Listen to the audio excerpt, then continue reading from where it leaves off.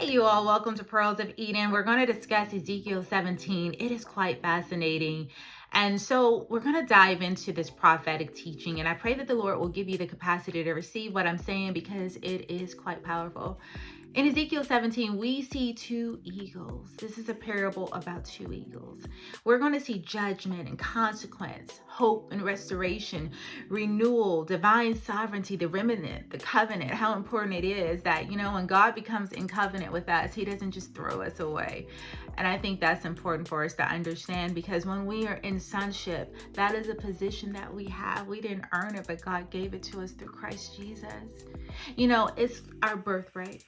When you have a son or daughter and that you give birth to, that position they always hold. Doesn't matter how far astray they go, it doesn't matter how wretched they're acting, that is still your son or daughter. That position has been given to them. Now, how they walk in that authority and how they walk in that power, it is how well do they follow the instructions that you have given them. How well do they obey? How well do they listen? How well do they honor? And then, of course, that determines how far they can go, right?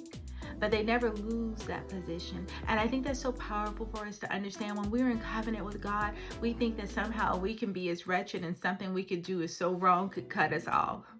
We'll get corrected. Yes, we will, because the Bible says he chastens those he loves and he corrects those that are his.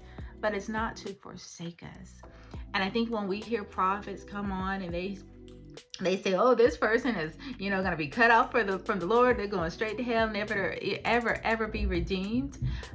When you are a child of God and you are his, there is always hope. There's always this restoration that can happen when we turn our hearts back to him and we repent.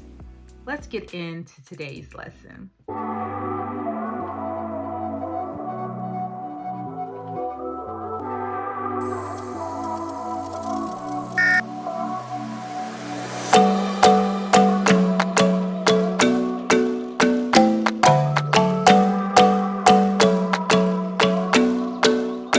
You all, good morning. Welcome to Pearls of Eden.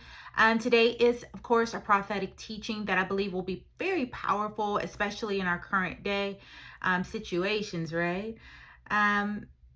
Before I begin, I just ask that the Lord open up your heart and your mind to receive this word. We know that it's by his spirit only. So I want you to take a moment just to ask the Lord to give you understanding by his spirit to receive the word of the Lord.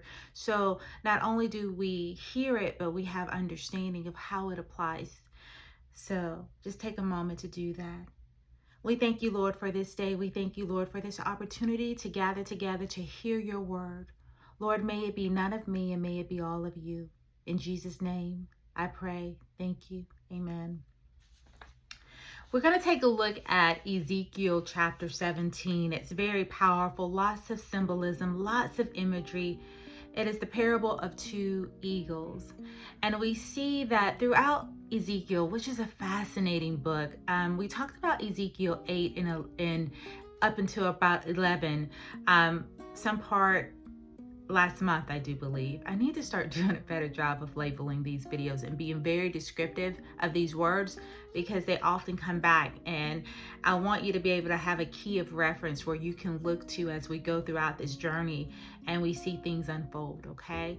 Ezekiel 8, God shows him the state of the church. He shows him the state of the political arena. He shows him how there is being counsel that is being given behind the scenes that is extraordinarily wicked and going against the Most High's will. And these are people that call themselves children of God, yet they've gone astray in their hearts, and in many ways they have compromised themselves and aligned themselves to wicked counsel. What is wicked counsel? It's anytime we give our yes and amen. It's anytime we give an agreement to things that we know dishonor God and his commandments. That is when we find ourselves in a wicked spot, in a wicked space, in a wicked place. And that's compromise. The Bible says that the lukewarm, Jesus said, he will spit out. Because they are neither hot, nor cold. There's no level of extremity with them, right? They're just, in the middle of the road, so to speak. Better to be extremely cold, right? Better to be extremely hot than to be lukewarm. That's a lesson all by itself. But let's take a look at Ezekiel 17. So Ezekiel 17 begins with a fascinating parable involving two eagles. The first eagle represents Babylon, specifically King Nebuchadnezzar. He takes the top of a cedar tree, which symbolizes the king of Judah, Jehoiakim, and carries him off to Babylon. This act signifies the exile of the Jewish people and the transfer, listen closely, of authority from Jerusalem to Babylon. It is a stark representation of how far they had fallen from the former glory. Now let's talk about the cedar tree itself. This majestic tree symbolizes the kingdom of Judah. Its height, its strength reflect the former glory and the prestige of Israel. When the tree is cut down, it symbolizes the destruction and loss of power that Judah experiences at the hands of Babylon. But here's where it gets interesting. The chapter introduces a sprig taken from the cedar tree and planted on a high mountain. The sprig, you know what it represents? Hope and restoration. It symbolizes the remnant of Israel that God will preserve, indicating that even in exile, there's a promise of renewal. And what does the high mountain symbolize? It represents God's sovereign rule and the ultimate establishment of his kingdom.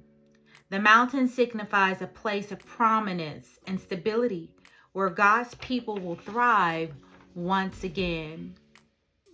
So as we wrap up this chapter with this beautiful promise from God, he will take care of his people. We have to understand he will reestablish them, that this isn't just a return to the land, but it's about a renewal of relationship, a renewed relationship with God.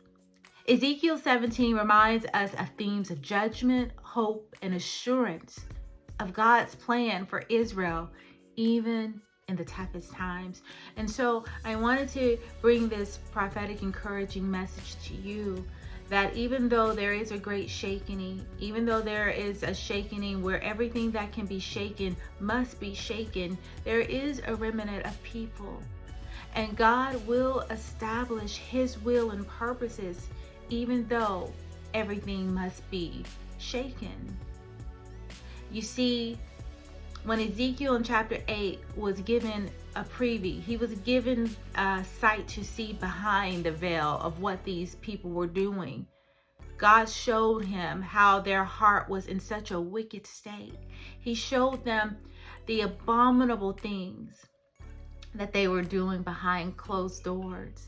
And it broke Ezekiel's heart. He was broken because he saw the true state of the church. He saw the true state of the world, and he saw what God was going to do, that would mean judgment. And he cried out. He cried out, Lord, will you destroy this whole nation? Is there not a remnant? Is there not a people on the land that worships you? And he said, I will not destroy the whole land.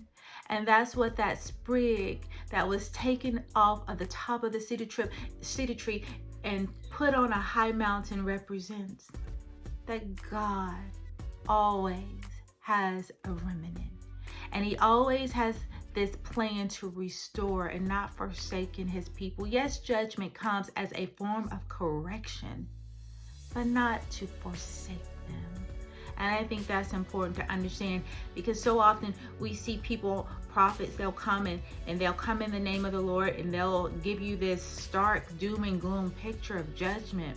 But then it's not balanced with the hope of restoration. It's not balanced with the call for repentance. And that's how you can separate a true prophet of God from some of these prophets that only want to declare death. They take joy in it. Lord, help us, right? We're in a season that as time unfolds, so will the story, you all. And you will see many men and women of God vindicated.